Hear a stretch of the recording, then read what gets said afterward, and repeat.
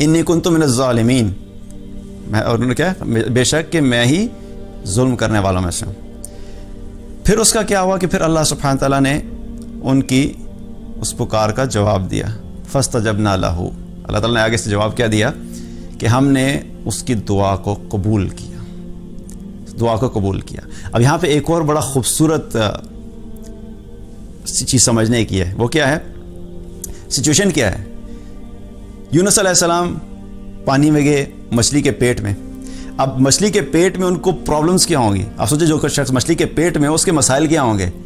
اندھیرا، روشنی نہیں ہے، کھانا نہیں ہے، پانی نہیں ہے، وحشت ہے، ہاں یہ سب مسائل ہیں نا۔ تو پھر دعا کیا ہونی چاہیے؟ یا اللہ روشنی کا بندوبست کر دے، یا اللہ پانی کا بندوبست کر دے، یا اللہ آکسیجن تھوڑی سی بڑھا دے، یا اللہ مجھے مچھلی کے پیٹ سے نکال دے۔ دعا تو یہ ہونی چاہیے، اور وہ دعا کیا کر رہے ہیں؟ لا الہ الا انت سبحانک انی کنت من الظالمین۔ اس دعا میں کہیں پہ بھی انہوں نے کسی ایک چیز کے بارے میں بھی نہیں کہا، سبحان اللہ۔ یہ کیا ہے؟ اسی طرح ایوب علیہ السلام کو جب بیماری لگی، ایوب علیہ السلام کو اللہ تعالیٰ نے ساری نعمتیں دی تھی، پھر اللہ تعالیٰ نے ساری نعمتیں ایک ساتھ لے لیں۔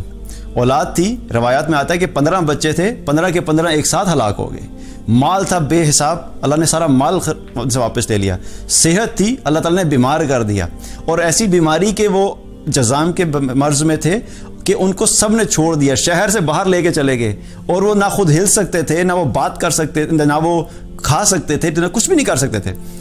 اور اس حالت میں اب اتنی شدید کیفیت، تو وہ اللہ سبحانہ تعالیٰ کے سامنے کیا کہتے ہیں؟ انی مسنی الضر وانت ارحم الراحمین۔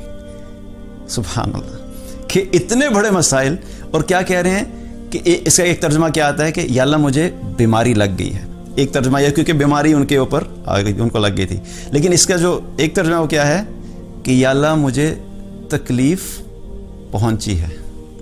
سبحان اللہ، یا اللہ مجھے تکلیف پہنچی، ابھی اتنی بڑی مصیبت، اتنی بڑی مشکلات، اور کیا کہہ رہے ہیں؟ یا اللہ مجھے تکلیف پہنچی ہے، اور بے شک تو سب رحم کرنے والوں میں سب سے زیادہ رحم کرنے والا ہے۔ یہ ایمان کا وہ لیول ہے کہ جب، بلکہ اسی طریقے سے اگر ابراہیم علیہ السلام کو دیکھا جائے، ابراہیم علیہ السلام کو جب آگ میں ڈالا جا رہا تھا، آگ میں پھینکا جا رہا تھا، اب وہ ہوا میں جا رہے ہیں آگ میں، اتنے میں جبریل علیہ السلام آ گئے۔ جب جبریل علیہ السلام آئے تو انہوں نے کہا کہ آپ کو مدد کی ضرورت ہے؟ انہوں نے کہا ہاں مدد کی ضرورت ہے، لیکن تمہاری مدد کی ضرورت نہیں ہے۔ اور کیا پکارا؟ حسبنا اللہ و نعم الوکیل، کہ میرا بھروسہ کیا ہے؟ صرف اللہ پر ہی ہے، اور بے شک وہی بہترین کارساز ہے۔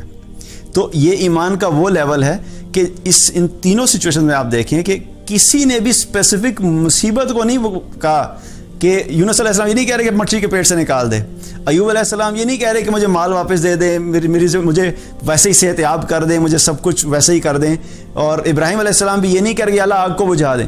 اسی طریقے سے رسول اللہ صلی اللہ علیہ وسلم جب ہجرت کر رہے تھے، تو ہجرت کرتے ہوئے جب وہ مدینہ کے قریب پہنچ رہے تھے کہ اتنے میں کیا ہوا کہ سراقہ بن مالک پیچھے کرتے کرتے ان کے قریب پہنچ گیا۔ ابو بکر رضی اللہ عنہ رونا شروع ہو گئے، ان کی آنکھوں سے آنسو جاری ہو گئے۔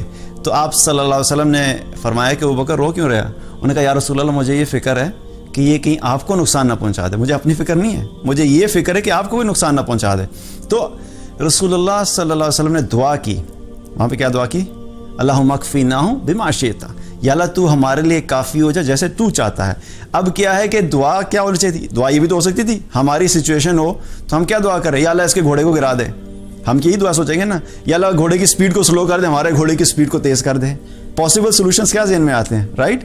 یا اللہ کوئی دیوار بیچ میں کھڑی ہو جائے، یا اللہ ہمارے گھوڑے اڑنا شروع ہو جائے، اس کا گھوڑا چل رہا ہو، ہم اپنے ذہن کے حساب سے سوچتے ہیں۔